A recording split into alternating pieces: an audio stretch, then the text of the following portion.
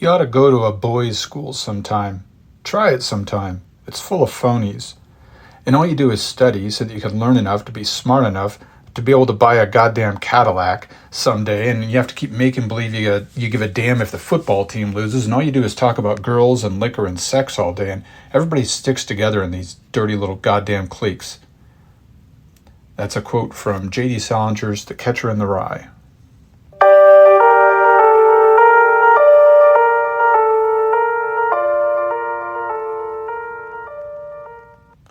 The other night I was watching a show on Netflix with my youngest son.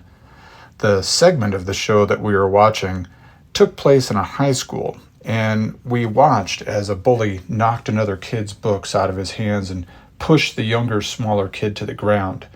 Having grown up as a bookish nerd back in the 70s and the 80s, it was a familiar scene to me. My son, however, was very upset at the scene, surprisingly upset. He went off about, "That kid just pushed him down. Why would he do that?" In the scene, the smaller student in the school had been doing homework for the bully, and the bully was upset about something in their arrangement. I can't remember what. Now, I paused the show at that juncture, and I took what you might consider to be an unexpected line of argument with my son. I tried to get him to sympathize with the bully. I know, very unpopular. We're all supposed to be against bullies in school. When our kids are not busy shooting one another, having sex with their teachers, or using drugs and alcohol, bullying is always a nice fallback topic when it comes to discussing the problems with the modern school system. But my intention here is to show that traditional schooling, or schooling as we know it anyway, is not some hallowed institution that is simply flawed by the misbehavior of a few bad apples. When I hear people go on about fixing the problems in our failing schools, I think of that sarcastic remark people sometimes make about communism, or about the people that still inexplicably defend it. Oh, well, they portray communism's defenders saying, well, communism really works, it's just that the real communism hasn't been tried yet. You see, we need to just get communism right. I feel the same way about those who defend our system of schooling. They believe that if we can just get it right, school will be a good place for our kids. When in truth, it is an inherently flawed and in fact dangerous institution which will never nurture or educate our children properly. There is no doing it the right way. This episode will be the first in a sequence of episodes in this 9th series, a sequence about the ways in which schools are not simply underperforming in the West in general, but are actually fundamentally defective. But before I get into this seriously, let me preface it all with a caveat. Make no mistake, I did well in school. I have good memories and bad memories like everybody, but school was good for me in many ways in the long run. I've always been a bookworm, so you might think that I would be the kind of person who would rally to the defense of the school system. So this is not really a sour grapes sort of situation. I'm not someone who flunked out and now I'm trying to turn around and take a crap on schools. I did well on my SATs. I earned scholarships in high school. I graduated from the University of Arizona in 1995 with an English degree. I loved most of my teachers and professors. I made friends. I even occasionally met a college girl. And I became a teacher. I taught for 13 years, everything from 4th grade up through high school. I was a Montessori teacher in grade schools, both private and charter, and I was an English teacher in a public high school. So I wasn't just familiar with the issues that I will outline here. I was part of the problem.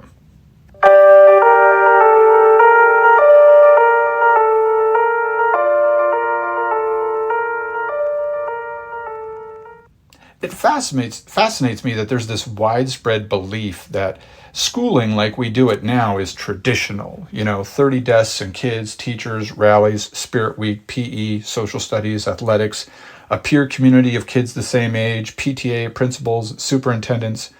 In some people's minds, school has this apostolic succession that stretches back into time immemorial. And to be clear, I'm speaking here about both public and private, charter, even a lot of home schools. It's the whole setup, the classroom idea itself, which is the focus of much of my tirade today, though there's much more that is wrong with school. Now, actually, before I get into destroying the idea that school is in any way traditional, notice that I used a term a few moments ago, apostolic succession. I said that pointedly because religious language about school is actually quite appropriate, especially in America. And no, I'm not coming down on the prayer in school conservative types. It's all of us. Even hardcore liberals approach school with a religious awe sometimes, because school is the place in which we have indoctrinated our kids into conservative or liberal molds, left wing or right wing ideology, Christian or multicultural. It's been the place where we attempt to turn our kids into the model citizens for which the current zeitgeist calls. Schools are secular temples. When we enter a school, no matter our politics, we may hush our voices a little, watch how we dress, or how we speak a little at least. There's this bump of caution and respect that many of us don't even reserve for churches anymore.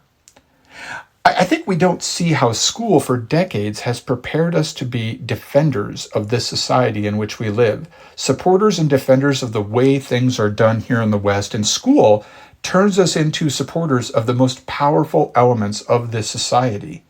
We read in textbooks or online about how ancient cultures and the way that the religious institutions form them and encourage them to support institutions like monarchy and a variety of religious ideals. And indeed, in my series on ancient Greece, the second series in this podcast, it's apparent that even in so-called democratic places like Athens, the state and the religion were one. The state supported the religion, and the religion taught values that supported the state. But we do not see how our schools do the same thing now, how they function as the religious wing of the government, how they prepare us and guide us and form us to support and defend the institutions that undergird our society. And you may think, well, that's all fine and good. Schools, after all, are teaching our students to believe in democratic, multicultural ideals, to accept others, to fight for freedom and equality, right? The reality is that our schools form us into becoming people ready, eager even, to support big business and its role in our lives. And don't fool yourself into thinking that you're liberal or something, so this doesn't apply to you. Liberals or conservatives, each of you is just a tool for one or another branch of big business. I'm willing to bet that there is some institution, and probably several, which operate at a large scale in our society in which you will, at a moment's notice, come to the defense of.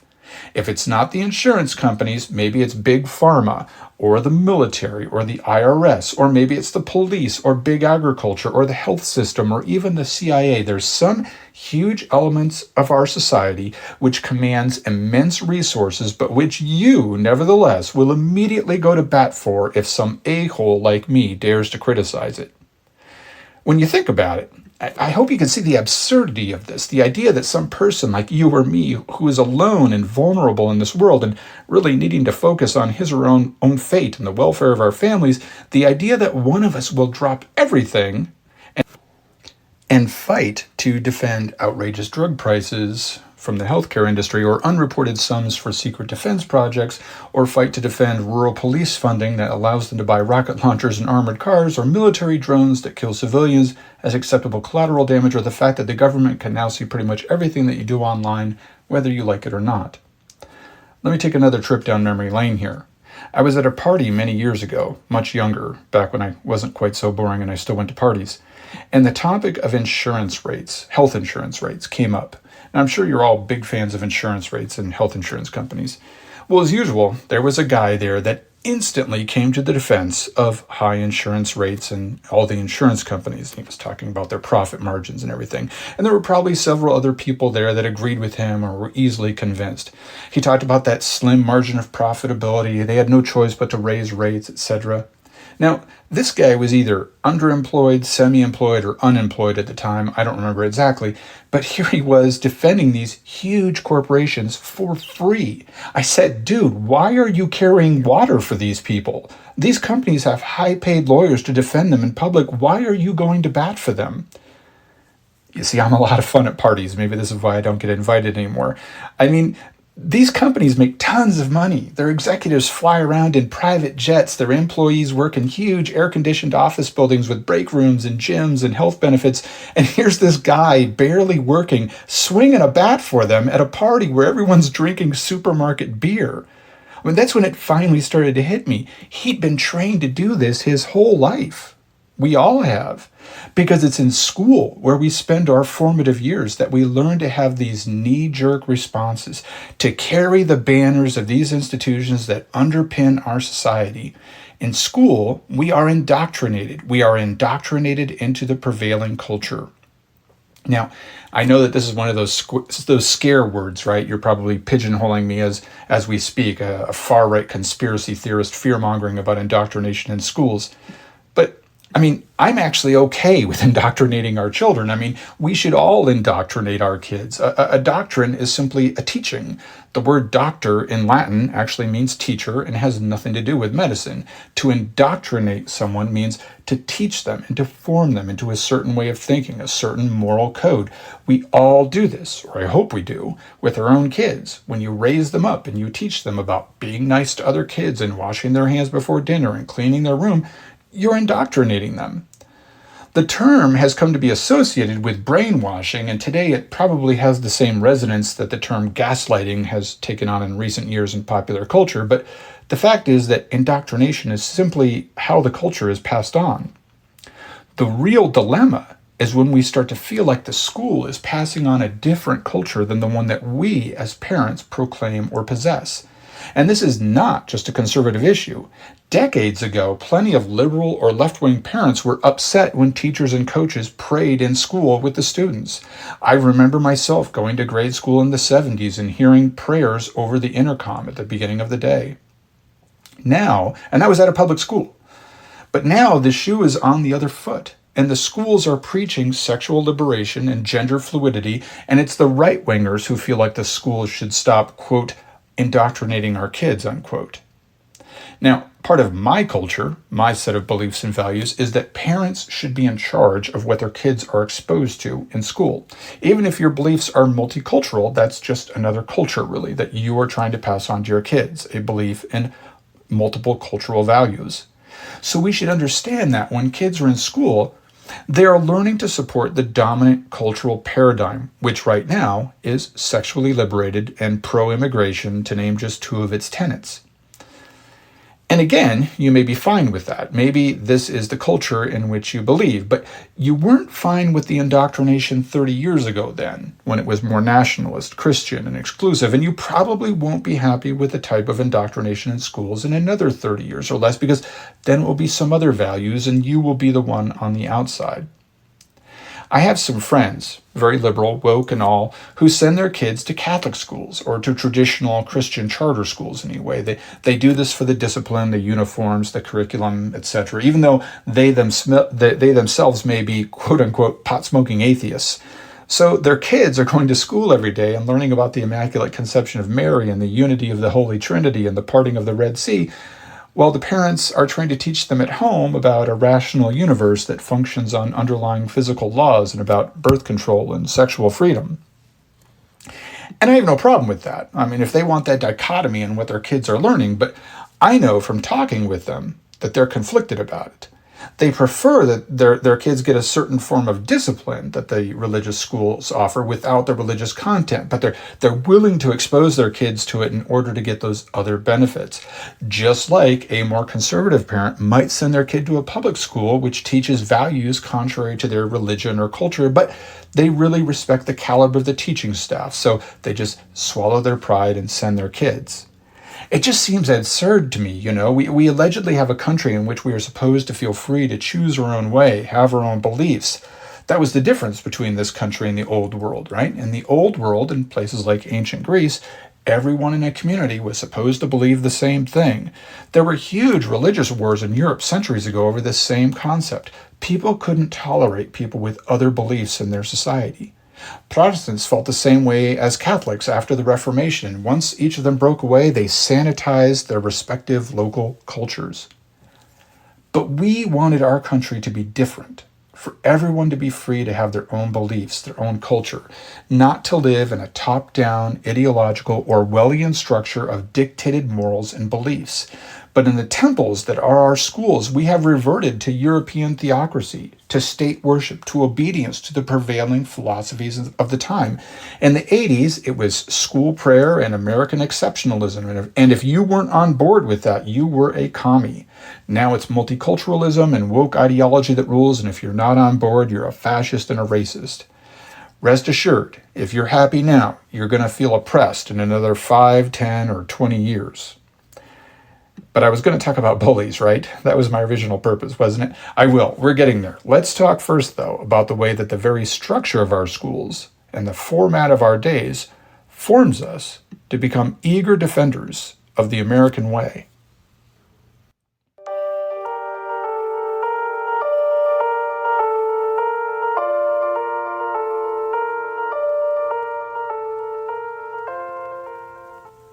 A school is awesome. I mean that in the original sense of the word, the sense laden with religious purpose. It is a place that inspires awe, like a cathedral in Europe. This is particularly true for children, even if as an adult you don't see this, you don't feel it. Now, as an adult, when you look at a school, you probably just see some chunkily constructed building like something from the pages of a textbook at the School of Soviet Architecture. A child, though, comes to that school in fear, the kind of fear we used to imagine would come over us on our way to judgment before God, right? Now we would be held accountable. Now someone was going to look directly at us, peer into us, take charge of us, and make decisions over which we have no control.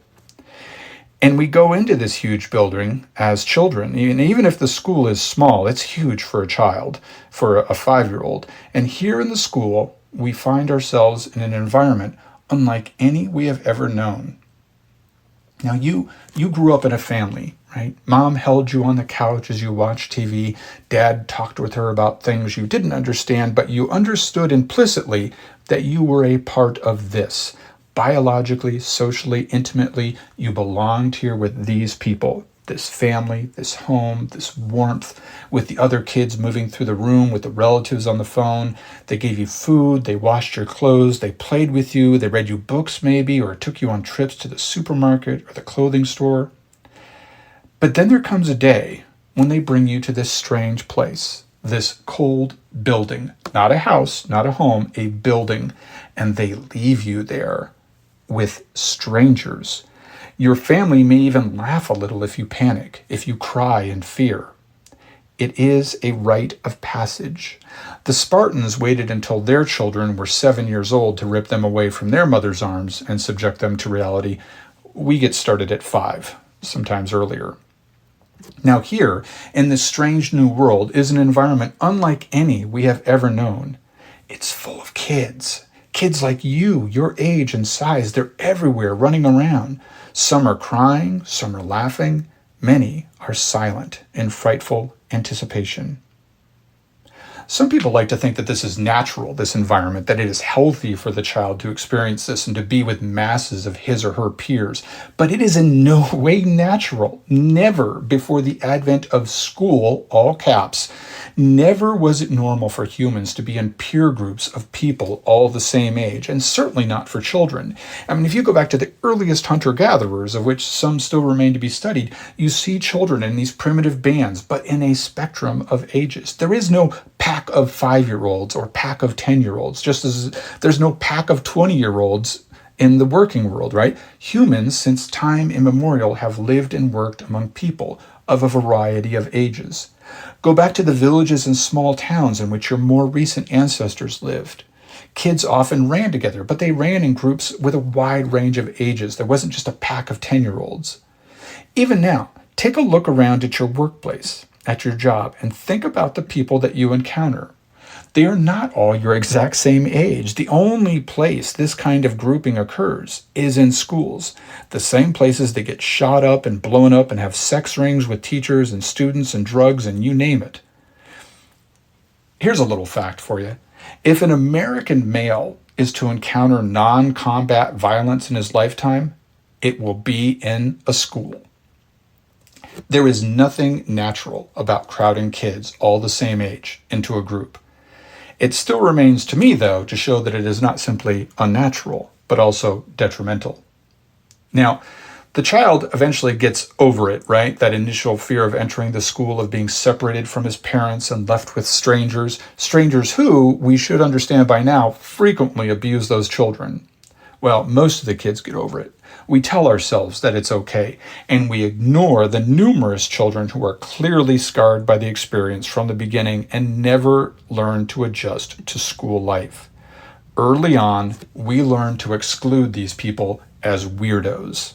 The rest of us, though, hey, it's great. We made the first cut. We're doing good. We learned to get along, to obey these strange adults given power over us, these teachers, to suddenly have our day divided into temporal portions and physical portions. This is recess. This is reading class. This is math. This is the classroom. This is the playground. This is the library. This is the principal's office. Some kids have a hard time making that distinction. They play in the classroom. They talk in the library. For them, punishment. And who is rewarded by this school system? Who benefits from this regimentation, this system of alienation? The child who sits still, the child who is quiet, the child who keeps his hands to himself, the child who doesn't ask to go outside. We are trained to be docile from day one. And yes, some of you right now are patting yourselves on the back because you support this or that program that encourages kids to speak up, to be leaders, to question authority. It's bullshit. They're just being trained to exhibit socially acceptable rebellion, nothing more. No one would dare allow them to actually question the very foundations of the school system, not the institution that employs so many of the local community's populace and brings in government funds to the district. Blinkers is the term used to describe the blinding devices that horsemen sometimes place around a horse's eyes. It keeps the animals focused on the track ahead of them and keeps them from being distracted by their surroundings. School and the entire educational legacy functions as the blinders for each citizen. It keeps us on track to contribute to society, to pay our taxes, to accept outrageous bureaucratic budgets and governmental cost overruns with just a shrug. The blinders are on. Don't mind that stuff at the periphery of your vision, and don't listen to the people who call attention to it. And these instincts stay with us for life. Now, it is okay to complain about high drug prices or the national debt or high insurance rates, and it's even acceptable to promote certain solutions to these problems. But, in the medical world, there's terminology for something called treating the symptoms. When someone has a raging infection, we can treat the symptoms, right? If it causes fever, we can give Tylenol or some such drug. If it causes pain, there are painkillers. But if the patient is to have a good outcome, the doctor must focus primarily on treating the infection itself. The patient must get antibiotics. The source of the infection must be wiped out. In our culture, it is only acceptable to treat the symptoms, lower the national debt, or mitigate the impact of high insurance prices, or forgive some student loans, but it's not acceptable to question the national debt itself, to question the value of the health insurance system, to question why college suddenly costs so much. And I can hear the wheels turning in some of your heads as I say this. Even now, you are coming to the defense of at least one of these things, if not all. You've already started to explain to yourself why college prices have to be higher, or why we can't get rid of government deficit spending, and God forbid that you don't value the importance of health insurance. It's not permissible to even suggest that we must wipe out the infection itself, that the entire system is a disease which must be eliminated from our midst. And so we come to our feet if someone genuinely questions defense policy or the pharmaceutical industry or the insurance racket. I mean, look, some 20 years ago, we all complained about the ever-rising costs of health insurance in this country, in the United States. I remember getting my first teaching job in the late 90s or 2000. Healthcare insurance came with the job. If you are younger, you probably don't even understand what I mean by that phrasing. I don't mean that a certain amount of money was subtracted from my paychecks for the health insurance. It came free with the job. When I went to apply the health insurance to my wife and my two kids, I was appalled, I tell you, that I had to pay $70 a month for their healthcare policies. And so people around the country complained about the ever-rising healthcare insurance prices. The solution we got? Now it's a crime not to have a health insurance policy. But don't think about this too long. You're probably not even capable at this point. You've been trained to stop thinking about these things when they come up. They function like dogma in a religion, signposts that say, turn back, there be monsters here. Don't think about these things anymore. Open up the latest social media app instead and watch someone twerk for likes.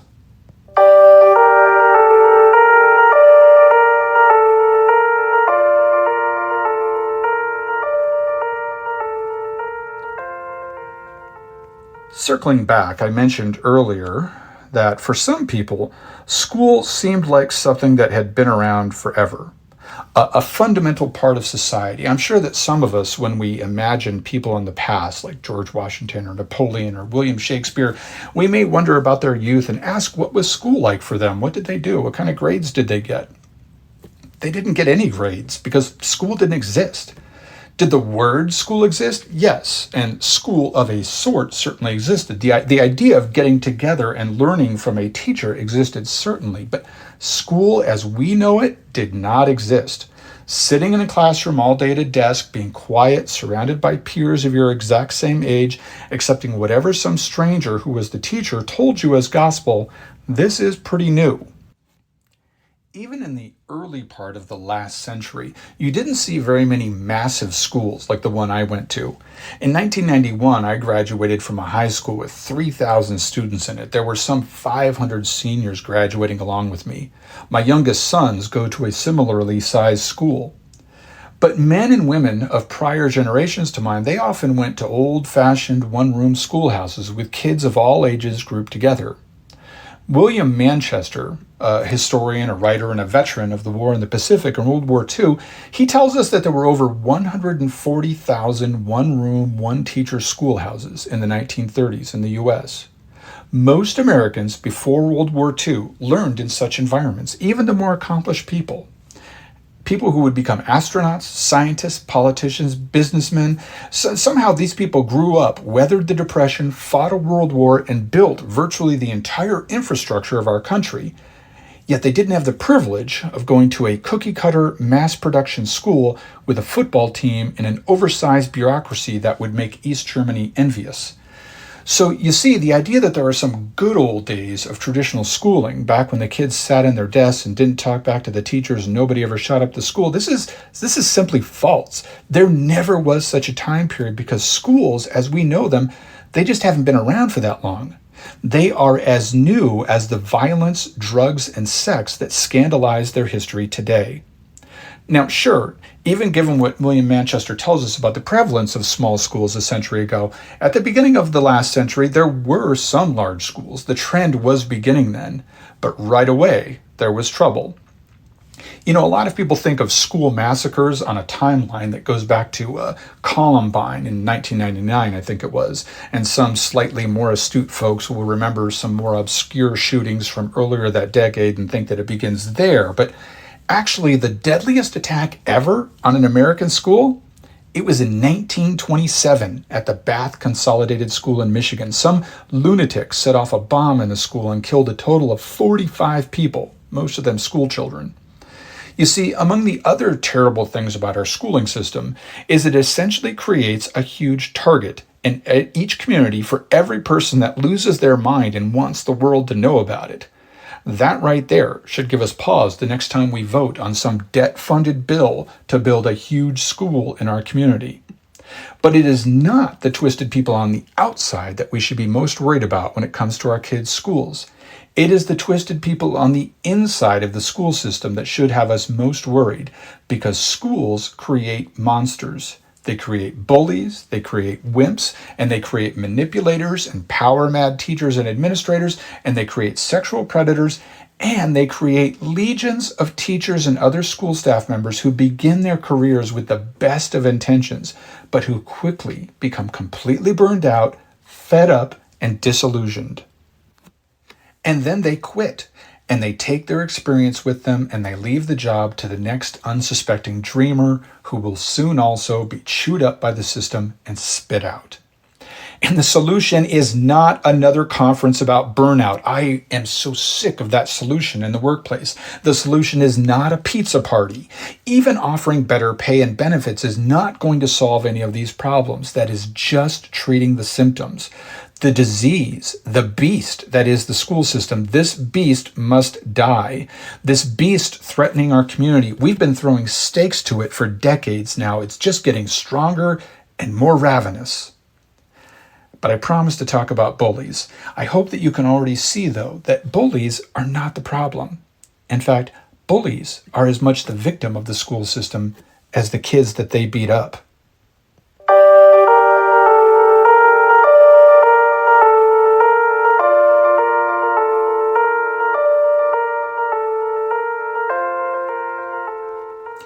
Probably a lot of us know about the perspective of the bully's victim.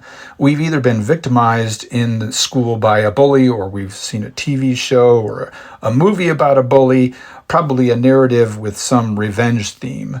At the end of the film, the victim beats up the bully or humiliates him or wins his girl. But let's think about the bully's perspective for a minute.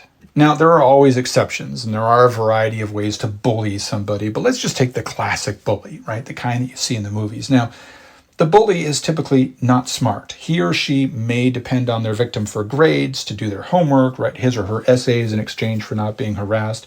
He's probably not a jock either, though some stereotypical portrayals depict him as one. Jocks often have better things to do with their lives than go out of their way anyway to push around weaker kids. They're busy with football practice and being successful with women. Their opportunities in life also depend on keeping their nose clean at school, and they need scholarships and playing time in the field, etc. Now, I'm not saying those guys never bully anyone, but really the typical bully that you hear about, right? The one that's more than just a casual bully, the one that's dedicated to it, he's neither smart nor athletic. He or she is often a loner and not doing well in school. In general, to do well in school, either in terms of academics or athletics or what have you, you have to have a good home background, at least a decent home with a certain amount of stability, even if it's not a wealthy home. Our bully is not from that kind of home. No, typically the bullies, both male and female, come from crappy homes where they either receive little attention or they're beaten or they're ridiculed. They had no one to read them to sleep, no one to play games with. At best, the TV raised them. Now perhaps it's simply the internet or their phone raising them. And then the future bully is sent to school. Now, the primary measure of excellence in school is academics. There are other things like athletics, but excellence in both these areas and the approval of your instructors and coaches, that requires the kind of home backing that the bully does not have. And to begin with, probably the bully is just not that smart. Now, it's become acceptable to ridicule bullies, or their archetypes anyway, for not being bright, not being accepted. But this is really just a case of punching down, a phenomenon that I seem to see more and more often. I mean, is it the bully's fault that he wasn't born as bright as some others? You know, I remember the No Child Left Behind law some 20 plus years ago. The idea behind this law was to enforce in schools a certain amount of child advancement, demonstrable through standardized tests in school settings. And schools that could not show that their students were meeting standards were punished financially. The underlying idea that all kids would be average or above is so moronic that I still don't understand how it was so widely accepted. I mean, it's one of those memories that fills me with despair for humanity sometimes. I mean, the bell curve exists. If 100 people take a test, they can't all fit into the top 50 slots. They can't all be average or above average. They can't. Reality doesn't work that way. In any endeavor, half of us are always going to do less well than the other half. Yeah, we can all get a participation trophy, but half of us are always going to be dumber than the other half. But it's only in the school where this kind of intelligence is used as a measure of your quality. In real life, we care about people in our lives and we trust people without regard for their ability to pass a standardized test. Some of the most important people in my life, the people with the most integrity, the most strength of character, were people whom I could probably run circles around if it came down to solving trigonometry problems. But they are better people than me in so many ways. It is the school which celebrates or victimizes people based on their academic performance. So the future bully is already behind in the count when he arrives at school on that terrifying first day. And now, to make matters worse, maybe the bully just isn't naturally docile. Maybe he or she isn't inclined to sit still and be quiet and follow arbitrary orders from strange adults. Like all of our ancestors for millions of years. So this is really a no-win situation for the future bully in this example. Not born with a lot of brains, doesn't come from a good home, and he's not naturally inclined to be obedient or submissive. The bully is doomed to fail, and he or she is doomed to fail for 12 years. It's not like this is just something he can bull his way through, put his head down, and grit his teeth. It's a 5-year-old, for God's sakes, with below average intelligence, who doesn't have support at home, and yet who is gifted with all the natural inclinations that our ancestors have possessed for thousands or millions of years. The inclination toward movement, toward touching things, the inclination to run, to climb, to fight. These are all natural and good traits, good inclinations that kept us alive for millions of years. And now this child is supposed to overcome all this biology to sit still and do what he is told. And he or she faces 12 years of hell, of suppression, of detention, 12 years of desiring nothing more than escape all day while he is at school.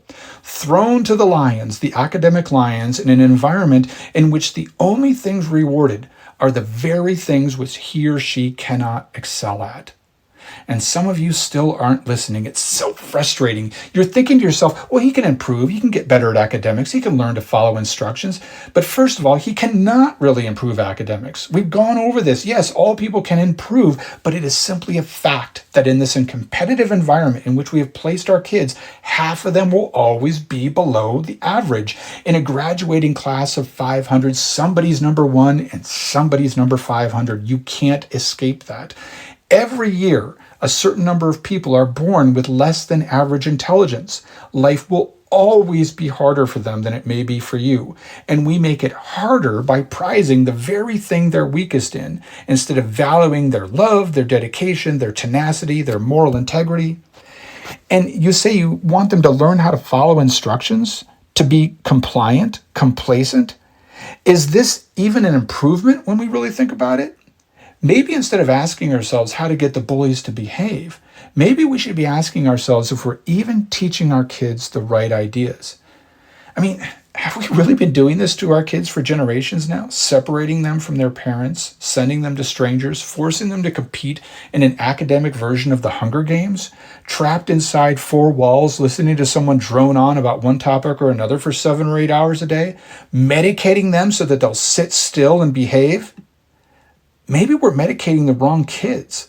Maybe the ones that like to just sit and listen, maybe they need medicine.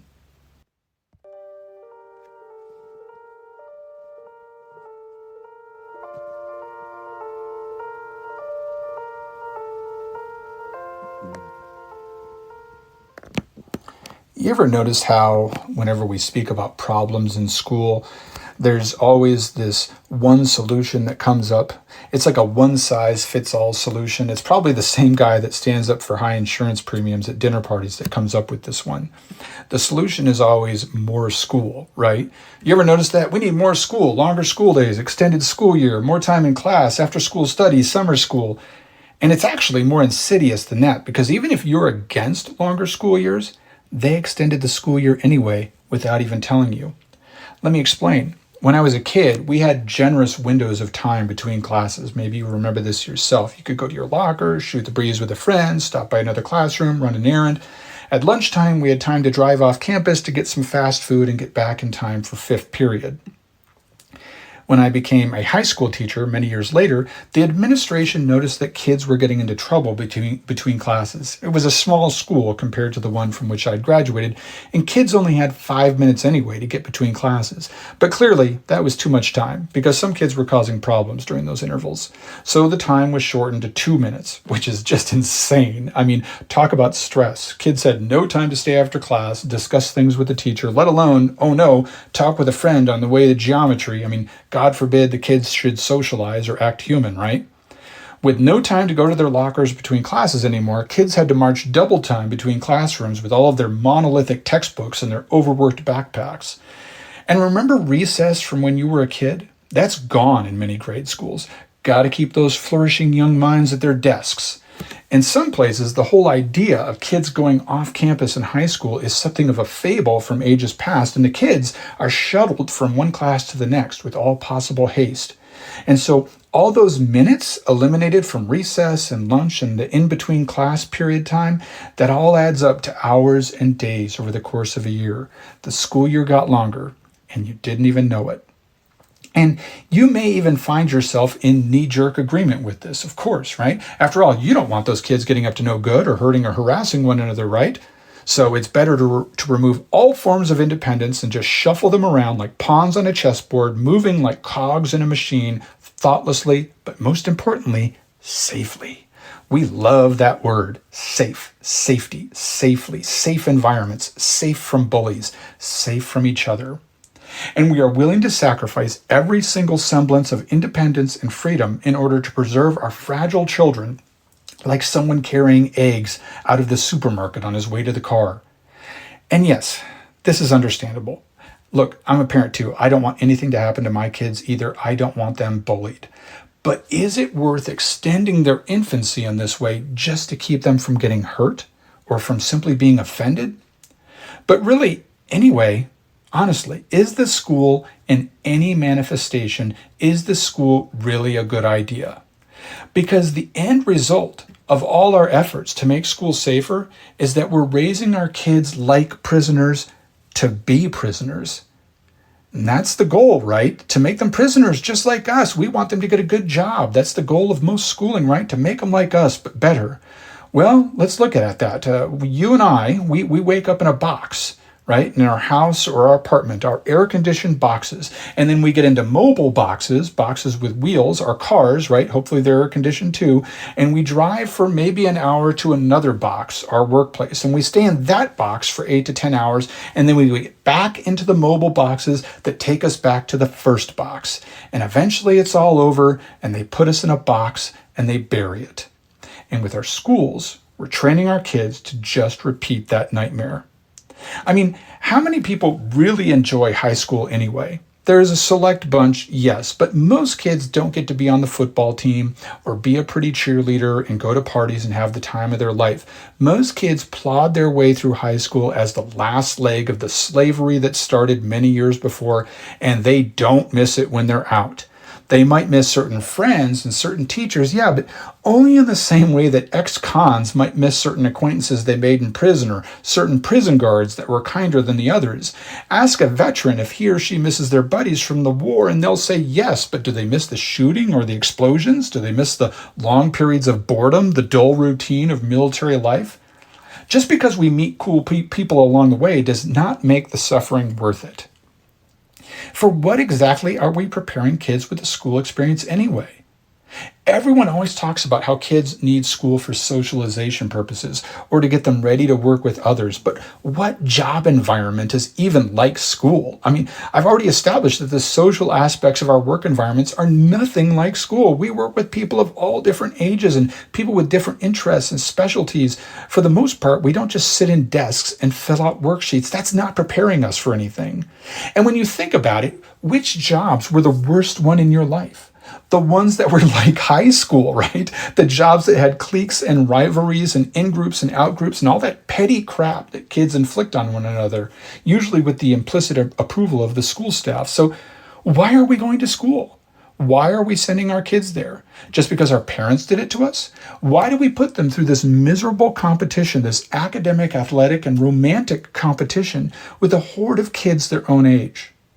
Do we medicate our kids because of what happens to them in school? Or are we medicating them so that they can go to school and tolerate it? Either way, would our kids be healthier without school, without suffering through this incarnation of injustice for 12 years?